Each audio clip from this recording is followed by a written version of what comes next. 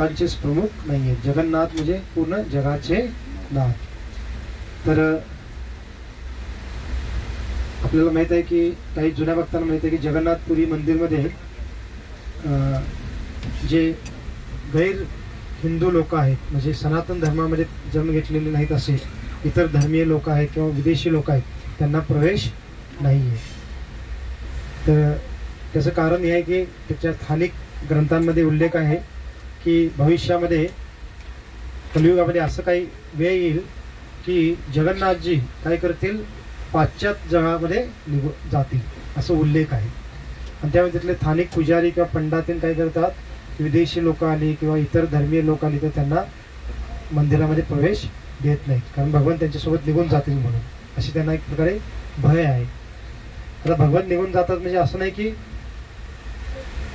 ते कोणी घेऊन जातील भगवंतांना, परंतु भगवंत भावाचे भूकलेले आहेत, कारण ते जगन्नाथ आहेत. आणि एखादा जीव कोणत्याही भागातून आला परंतु त्याच्या हृदयामध्ये जर शुद्ध भगवत प्रेम असेल, भगवंताबद्दल विशेष सेवा भावना असेल, तर भगवंत मग काय करतात, त्या भावाने प्रभावित होत त्याच्या मागून जाऊ शकतात. जसं अशी कथा आहेत आपल्या वेगवेगळ्या वैदिक इतिहासामध्ये. जसं वृंदावनमध्ये बाके बिहारी मंदिर आहे, त्या ठिकाणी बाके बिहारींचं विग्रह आहे. तर आता आपण जर दर्शनाला गेलो बाके बिहारी मंदिरमध्ये वृंदावनमध्ये, तर तिथं आपल्याला पाहायला मिळतं की दर्शन असं नेहमी ओपन किंवा उघडं नसतं. तर काय होतं, प्रत्येक 1-2 मिनिटाला पडदा बंद केला जातो आणि पुन्हा उघडला जातो एकाच मिनिटानंतर, आणि 1-2 मिनिटानंतर पुन्हा पडदा बंद केला जातो, पुन्हा 1-2 मिनिटानंतर उघडला जातो. असं दिवसभर पडदा झाकण्याने उघडणं असतं. मग काही लोकांना आश्चर्य वाटेल की असं का असतं बरं, कारण बाकीच्या मंदिरात तर मंदिर पूर्णतः उघडं असतं, दर्शन घेऊ शकतो. जी विश्रांतीची वेळ असते भगवंतांची दुपारी 1 ते 4 किंवा रात्री, त्यावेळेलाच मंदिर बंद केलं जातं. परंतु बाके बिहारी मंदिरमध्ये असं काय आहे बरं, त्याचं कारण सांगितलं जातं की पूर्वी म्हणे एक असे भक्त म्हणजे वेगवेगळे लोक येतात दर्शनासाठी, त्याच्यामध्ये एक असे भक्त होते ते इतके भगवंतांचे भक्त किंवा प्रेमळ भक्त होते की भगवंतांना ते जेव्हा दर्शन करून जाऊ लागले तर त्या भक्ताचा एवढा आकर्षण निर्माण झालं की ते भक्तांच्या मागून निघून जाऊ लागले. कोण, बाके बिहारी भगवान. आणि जेव्हा पुजारीने पाहिलं देवघरामध्ये किंवा अल्टरमध्ये तर बाके बिहारी भगवान तिथं नाहीये. ते घाबरले एकदम, कुठे गेले भगवान. आणि ते बाहेर इकडे तिकडे पाहू लागले तर एक भक्त चाललेले आणि त्यांच्या मागून बाके बिहारी चाललेले. आता काही नास्तिक लोकांना वाटेल की ही काही दंतकथा आहे, जी मूर्ती असतात ते तर दगडाचे असतात, ते हालत नाहीत, चालत नाहीत, बोलत नाहीत आणि हे चाललेले आहेत म्हणतात, हे सगळं काल्पनिक कथा असं म्हणतील. परंतु त्याची पण कथा आपण चर्चा करू यात्रेमध्ये. साक्षी गोपाल मंदिरात दर्शन करत असतात की भगवान कसे साक्षी देण्यासाठी पण येतात, तसेच हे बाके बिहारी भगवंत त्यांच्या मागून चालू लागले. तर पुजारी घाबरले, सर्वांना एकत्रित केलं आणि त्यांच्या मागे जाऊन भगवंतांना पकडून त्यांनी पुन्हा कुठं आणलं, देवघरामध्ये आणलं आणि जाऊ दिलं नाही. कारण वृंदावनाचे भक्त आहेत की भगवान निघून गेले तर त्यांची सेवा होणार नाही किंवा त्यांना फार मग वाईट वाटेल, ह्यासाठी ते काय करतात, पुजारी भगवंतांना पकडून आणतात. आणि तेव्हापासून म्हटलेलं आहे की भगवान कधी पण कोणाला पाहून निघून जाऊ शकतात, म्हणून भयाने काय करतात तिथले पुजारी नेहमी अल्टर बंद करतात, असं सांगितलं जातं. तसंच म्हणलेलं जगन्नाथजींच्या बद्दल पण त्यांच्या स्थानिक ग्रंथामध्ये असं लिहिलं असल्यामुळे की भगवंत पाश्चात्य जगामध्ये जातील, त्यामुळे काय केलं जातं की असे कोण पाश्चात्य जगतातील व्यक्ती आले किंवा परधर्मीय व्यक्ती आला तर त्यांना त्यांच्यासोबत जाऊ शकतात भगवान. आणि त्यामुळे तिथं कोणत्याही दुसऱ्या व्यक्तीला म्हणजे इतर धर्मीय किंवा पाश्चात्य जगतातील कुठल्याही व्यक्तीला प्रवेश नाही. मग हे स्थानिक काही असे नियम बनवलेले आहेत, पण तरी पण भगवंत आपल्या भक्तांवर कृपा करतातच, कारण ते कोणाचे फक्त भारतीयांचे किंवा सनातन धर्मियांचे नात नाही आहेत, ते पूर्ण जगाचे नात आहेत. एवढंच नाही तर एखाद्या छोट्यातला छोटा जीव पण आहे, त्या सर्व जीवांचे पण ते नात आहे. मग एक भक्त सांगतात, प्रभुपादांचे एक शिष्य होते, त्यांचा देहत्याग झाला काही वर्षापूर्वी. त्यांचं नाव होतं भक्तितीर्थ स्वामी महाराज. आणि भक्तितीर्थ स्वामी महाराज मूळचे अमेरिकेचे होते आणि ब्लॅक बॉडी होती, निग्रो समाजातले होते. आणि प्रभुपादांना भेटल्यानंतर ते फार प्रभावित झाले. 70च्या दशकामध्ये प्रभुपादांच्याकडून त्यांनी दीक्षा घेतली, भक्त झाले, संन्यासी झाले. त्यांचं नाव मग भक्तितीर्थ स्वामी महाराज पडलं. आणि विदेशामध्ये विशेष करून युरोपियन देशामध्ये, रशियामध्ये, आफ्रिकन देशामध्ये फार म्हणजे फार तीव्रतेने प्रचार करायचे. आणि मग ते जेव्हा जगन्नाथपुरीला आले होते तर त्यांना जगन्नाथजींचं दर्शन करण्याची इच्छा झाली. पण आता जे विदेशी लोक आहेत त्यांना मंदिरामध्ये प्रवेश नव्हता. पण तो हे भक्त फार म्हणजे बुद्धिमान पण होते आणि फार थोडे म्हणजे जसं कृष्ण खोडकर असतात तसे भक्त संन्यासी होते, परंतु थोडे तसे पण होते, खोडकर पण होते म्हणा. किंवा थोडा प्रचार करत असताना फार कीर्तन पण जोरात करायचे, नृत्य करायचे, फार म्हणजे उत्साही होते. त्यांनी विचार केला की नाही, मला कसंही करून जगन्नाथजींचं दर्शन करायचं आहे मंदिरात जाऊन. आता विदेशी लोकांना किंवा इतर लोकांना दर्शन केव्हा मिळतं? फक्त वर्षातून एकदा. ते पण केव्हा? भगवंत जेव्हा रथयात्रेसाठी बाहेर येतात मंदिरातून आणि रथामध्ये बसतात त्यावेळेला सर्वजण दर्शन करू शकतात इतर लोक.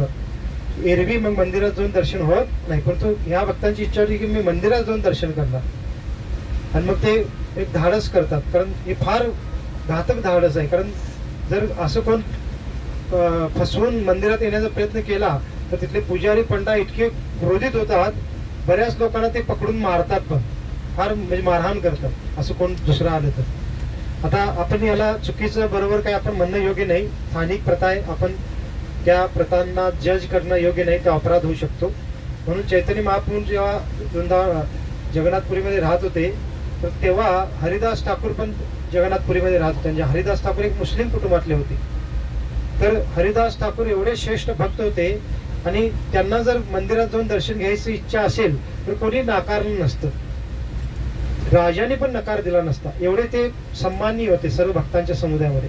तरी पण हरिदास ठाकूर काय करायचे? त्या स्थानिक प्रथेचा आदर बाळगायचे. ते कधी मंदिरमध्ये गेले नाही. बाहेरूनच ते मंदिराचं जे कळसावर असणारे सुदर्शन चक्र आहे त्याचं दर्शन करायचे. का? कारण जो कोणी सुदर्शन चक्राचंही दर्शन करतो, जगन्नाथ मंदिराच्या शिखरावर असणाऱ्या चक्राचं, तर त्यालाही पूर्णतः जगन्नाथजींच्या दर्शनाचा लाभ मिळतो असं म्हणलेलं आहे. त्यामुळे भक्त जात नाहीत, पण यांची इच्छा होती की जाण्याचं. आणि गेले तर मग पकडतात, मारहाण करतात. तरी पण त्यांनी केलं की नाही आपण जायचं. पण त्यांनी काय केलं? ब्लॅक बॉडी होती का जरा काळे होते आणि स्थानिक जे पंडा लोक असतात ते पण थोडे काय असतात. त्यांनी काय केलं? पंडांसारखा पैराव घातला, धोती किंवा आता संन्यासी किंवा ब्रह्मचारी पण धोती कुर्ता घालतात, पण तिथल्या पंडांचा पैराव थोडा वेगळ्या पद्धतीने धोती नेसतात ते. मग तशापर्यंत त्यांनी पांढरी धोती घातली किंवा दुसरं वर उपरणं घेतलं आणि वरून ओळखू नये म्हणून डोक्याला काय केला? फेटा बांधला थोडा कापडाचा, जेणेकरून शिका आहे किंवा वर मुंडन केलेलं आहे हे कळू नये म्हणून. आणि बांधून ते कोणाला म्हणजे न विचारता, काही कोण पाहता न बघता मंदिरमध्ये जाऊ लागले. आणि कारण आपण जर घाबरून जाऊ लागलो तर संशय येऊ शकतो. आणि तसंच एकदम धाडसाने बिंदासपणे आत ते प्रवेश केले. आणि बघणाऱ्यांना काय वाटलं की हे जे वेगळे पंडा येत जात असतात त्यांच्यापैकी हे कोणतरी पंडा आहे असं त्यांना वाटलं. आणि मग ते एकदम आनंदाने प्रवेश केले. मोजे द्वार आहे, सिंहद्वार, तिथून आत गेले. सिंहद्वारातून आत जाऊन मग मंदिराचं जे काही आवार आहे, मंदिरच्या मुख्य गाभाऱ्याच्या बाजूने जे प्रदक्षिणा मार्ग आहे तिथेही बरेच वेगळे मंदिरं आहेत, महत्त्वपूर्ण ठिकाण आहेत. ते सर्व ठिकाणांचं दर्शन केले किंवा ते पाहिले. आणि त्यानंतर भगवंतांच्या मंदिरामध्ये जाऊन दर्शनासाठी पण आत प्रवेश केले. आणि वास्तविक जगन्नाथजींच्या कृपेने त्यांना दर्शन प्राप्त झालं. मग भक्त सांगतात की पहा, भगवंत इतके कृपा आहेत की एखाद्याने फार हृदयातून इच्छा केली आणि फार त्यांची खरोखर आतुरता असेल, तळमळ असेल, तर भगवान काय करतात? त्यांना अशी कृपा करतात. का? कारण ते फक्त जसं स्थानिक लोक म्हणतात की हिंदूंनीच प्रवेश करू शकतात, तर स्थानिक लोकांचा समज आहे, परंतु भगवंत सर्वांना समान पाहतात. कारण ते जगाचे नात आहेत, फक्त काही स्थानिक लोकांचे किंवा भारतीयांचेच नात नाही आहेत. आणि तशा पद्धतीने भक्तितीर्थ महाराजांना मग दर्शन प्राप्त झालं. फार त्यांना आनंद झाला, कारण इस्कॉन मधल्या कुठल्याच विदेशी भक्ताला असं मंदिरात जाऊन दर्शन मिळालं नव्हतं, परंतु ह्यांनी दर्शन प्राप्त केले. फार आनंद झाले. मग त्यानंतर आनंद बाजारमध्ये आले, तिथं प्रसाद घेतला भगवंताचा, तिथं बसून ग्रहण केला. फार आनंद झाला त्यांना. आणि आनंद येऊन परत आणि मंदिराचे सर्व दर्शन झाले, तर मनपूर्वक सर्व काही तिथं वेळ व्यतीत केल्यानंतर पुन्हा बाहेर आले मंदिरच्या. आणि त्यांना फार आनंद झाला की किती मला लाभ झाला, कृपा झाली. आणि मग त्या आनंदाच्या भावामध्ये ते मग त्यांच्या राहण्याच्या ठिकाणी गेले. परंतु जसं म्हणतात ना आपल्या स्थानिक भाषेमध्ये, जसं एखाद्या व्यक्तीला काही वाईट गोष्टीची चटक लागते तर त्याला काय लागतं, आपण स्थानिक भाषेमध्ये म्हणतो, त्याला ते पुन्हा हवं असतं है ना, आणि त्यासाठी तो काही करू शकतो. तर भगवंताच्या बाबतीत पण तसंच आहे. आपल्या बाबतीत तसं घडत नाही, कारण आपल्या हृदयामध्ये अजून तेवढं प्रेम नाहीये. त्यामुळे आपण एकदा दर्शन करून आलो तर पुन्हा दर्शन करण्यासाठी आपल्याला इच्छा होणार नाही. ठीक आहे, आता दर्शन करून आलो, कारण लाईन असते, गर्दी असते, कोण जाणार असा आपला भाव असतो. का? पण तेवढं आतुरता किंवा प्रेम भाव आपल्या हृदयामध्ये नाहीये. पण तो शुद्ध भक्तांचा भाव वेगळा असतो. जसं आपल्याला आवडती गोष्ट असेल, एखाद्याला काही खाण्याची आवड असेल, काही नशापान करण्याची आवड असेल, आणखी काही कार्य बघण्याची आवड असेल, तर तो ते करण्यासाठी काही पण प्रयत्न करायला तयार होतो. का? कारण त्याची आवड आहे. तसं शुद्ध भक्तांना भगवंताच्या दर्शनाची आवड असते, भगवंतांच्या सुंदर रूपाला पाहण्याची आवड असते, भगवंतांची सेवा करण्याची आवड असते, आणि त्यासाठी भक्त मग काही करायला तयार असतात. मग ह्यांना दुसऱ्या दिवशी आता काही राहवलं नाही. त्यांना वाटलं की पहिल्या दिवशी दर्शन मिळालं, आजही जाऊ आता है ना, एकदा दर्शन मिळाले आता आजही जाऊन दर्शन करू आणि अशाच पद्धतीने. आणि पहिल्या दिवशी काही ते कोणी पकडलं नाही किंवा हे केलं नाही. मग ते त्यांच्यामध्ये आता आणखी थोडं धाडच आलं होतं, भय निघून गेलं होतं. मग दुसऱ्या दिवशी पण तसाच पेहराव केला त्यांनी, आणि तशाच पद्धतीने आणि मंदिरमध्ये प्रवेश केले की त्याला आजही दर्शन करू, किती लाभ आहे, किती कृपा आहे, अशा पद्धतीने. पण तो भगवान पण जरा हे करतात ना की ठीक आहे एकदा दिलं पण सारखं सारखं मग तिथलं नियमांचं पण उल्लंघन करणं योग्य नाही आहे ना. भगवान कृपा करतात, परंतु काही काही वेळेला अति झालं तर थोडं भक्तांना काही थोडं अनुभव पण देतात. मग ते भक्तीतीर्थ महाराज सांगतात की दुसऱ्या दिवशी मी जेव्हा गेलो तर पहिल्या दिवसाप्रमाणे मी एकदम निर्भयपणे बिंदासपणे आत प्रवेश केलो, आतपर्यंत गेलो. परंतु मंदिरामध्ये म्हणजे परिक्रमा मार्गातून मंदिरामध्ये जात असताना काही पंड्यांनी मला पाहिलं आणि त्यांना संशय आला की हा जरा आपल्या पंड्यापैकी नाही दिसत नाहीये, हा कंट्रोल वेगळाच दिसतो. आणि त्यातल्या एका पंड्याने ओळखलं की हा आपल्यातला नाहीये, हा कोण आहे, विदेशी आहे का हा व्यक्ती है ना, ब्लॅक मॅन आहे. आणि असं पेहराव कोण आलेला आहे. मग त्याला कळालं आणि ते ओरडू लागला सर्वांना पाहून, सगळ्या पंड्यांना पाहून की पहा विदेशी व्यक्ती आलेला आहे आत म्हणून, रूप बदलून. आणि सर्वांना आवाज घेऊन सर्वजण तिथं धावत पळत आले. आणि भक्तीतीर्थ महाराज म्हणतात की आता मी इतका घाबरलो, जणू काही भगवंतच मला म्हणजे हाकलून लावत आहेत की एकदा दिला तर सारखं सारखं काय अशा पद्धतीने म्हणतो ना आपण तसं. आणि मग तो घाबरले एवढे, आणि ते पंडा त्यांना पकडायला मागे लागले आणि भक्तीतीर्थ महाराज तिथून पळू लागले. आणि विचार करा काय प्रसंग असेल की मंदिरच्या आवारामध्ये त्या परिक्रमा मार्गामध्ये बरेच श्रद्धागण आलेले आहेत, आणि त्याच्यामध्ये एक विदेशी व्यक्ती पळत आहे पुढे आणि सर्व पंडा त्याच्या मागे लागलेले आहेत पकडायला. आणि अशा पद्धतीने ते मागे लागले. आणि शेवटी ते पण विदेशी होते, निग्रो होते, त्यांच्यामध्ये शक्ती होती, आणि फार जोरात धावत पळत मग कसं तर जीव वाचून ते बाहेर पडले मंदिरात है ना. आणि ते इतके म्हणतात की एवढं मला धाप लागली होती, इतकी घाबरलो तुम्ही, आता म्हणलं की माझं काही आता खरं नाही असं मला वाटलं होतं, मला जणू काही हे मारूनच टाकतात काय, एवढ्या क्रोधाने ते मागे लागले होते. आणि बाहेर आल्यानंतर मी पळत मग त्या गर्दीमधून अदृश्य झालो, मग त्यांना मी सापडलो नाही. परंतु तेव्हानंतर मी पुन्हा आता ठरवलं आता पुन्हा कधी जायचं नाही. का? ठीक आहे एकदा भगवंताने दर्शन दिलं, परंतु पुन्हा ज्यादा म्हणजे भक्तीमध्ये पण आचार्य म्हणतात भक्तीमध्ये कोणत्याही गोष्टीचं अति करणं काही चुकीचं नाही. भक्तीतली सर्व गोष्ट आपण अमर्यादित केली पाहिजे, परंतु काही ठिकाणी अशा नियमांचं पालन पण केलं पाहिजे. आणि भगवंत असा अनुभव पण देतात. मग त्यांची इच्छा होती तर भगवंतानी इच्छा पूर्ण केली, परंतु त्या एकदा इच्छा पूर्ण केली म्हणून त्यांनी सारखंच हे करू लागले तर भगवंत त्याचा अनुभव पण देतात. मग अशा पद्धतीने जगन्नाथजी फार कृपाळू आहेत, दयाळू आहेत, मजेशीर पण आहेत, कारण कृष्णच आहेत. भगवान श्रीकृष्णांच्या पासून ते काही वेगळे नाही आहेत. कृष्ण सेही गौर सेही जगन्नाथ. जे कृष्ण आहेत तेच गौरांग महाप्रभू आहेत आणि तेच कोण आहेत, जगन्नाथ आहेत. त्यावेळी अशा बऱ्याच वेगळ्या लीला ते आपल्या भक्तांसोबत करतात.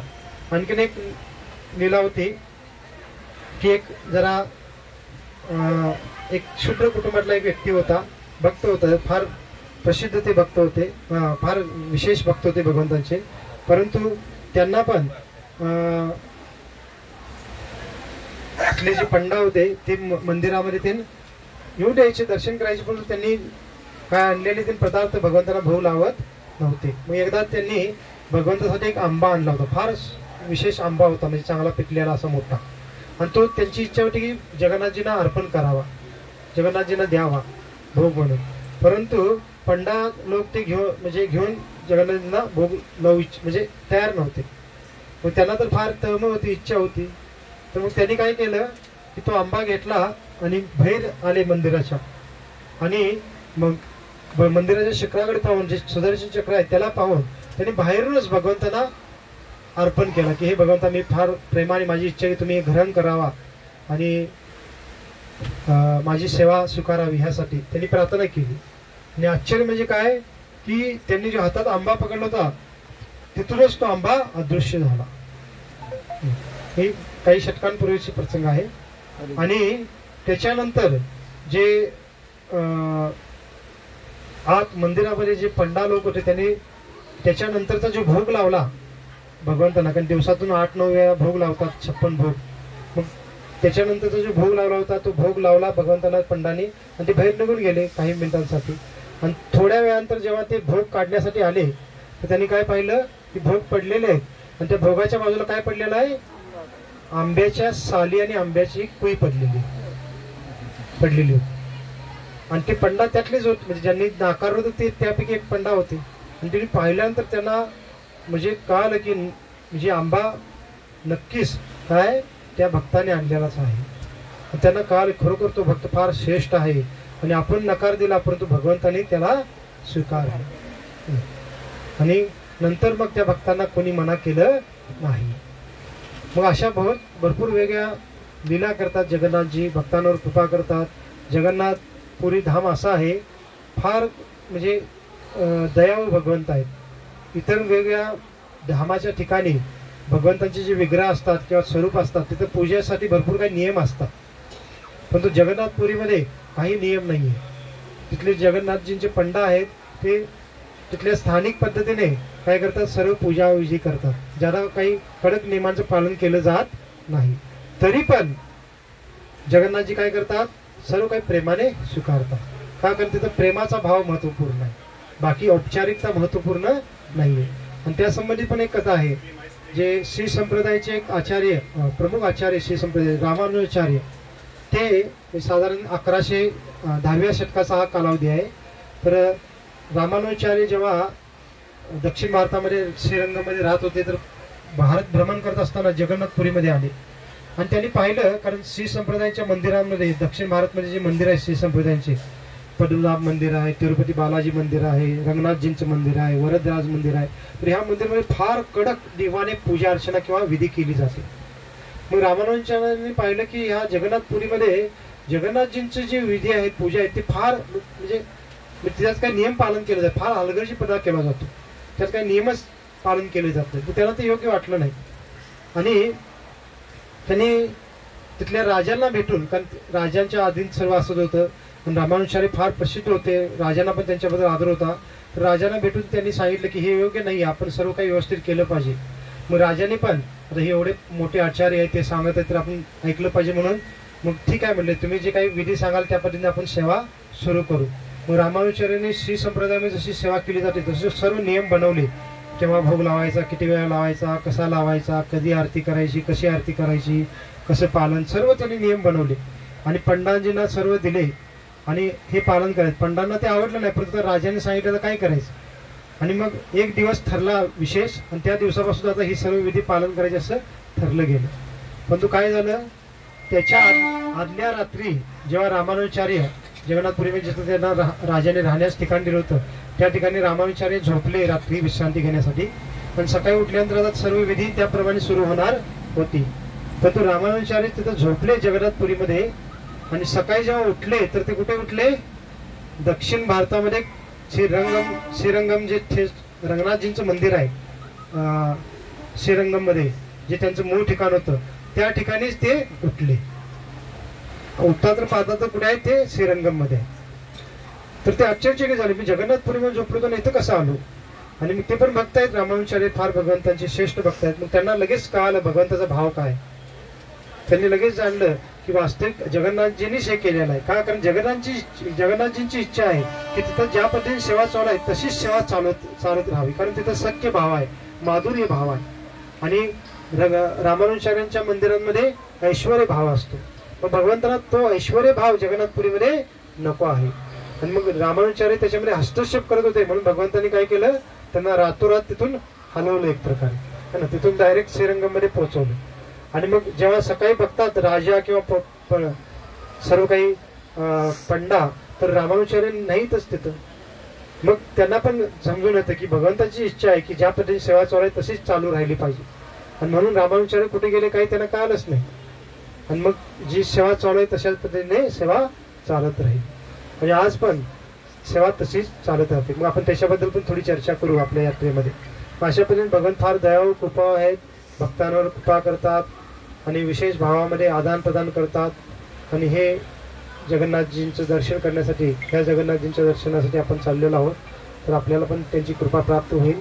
तर आपण त्यांचं चिंतन करा, स्मरण करा, प्रार्थना करा, जेणेकरून अशा भक्तांवर जशी भगवान जगन्नाथजींनी कृपा केली तशी आपल्यावर पण कृपा हो. श्री जगन्नाथ स्वामी की, श्री जगन्नाथ बलदेव सुभद्रा महारानी की, श्रील प्रभुपाद की, हिताय गौ प्रेमानंदे हरि ओम.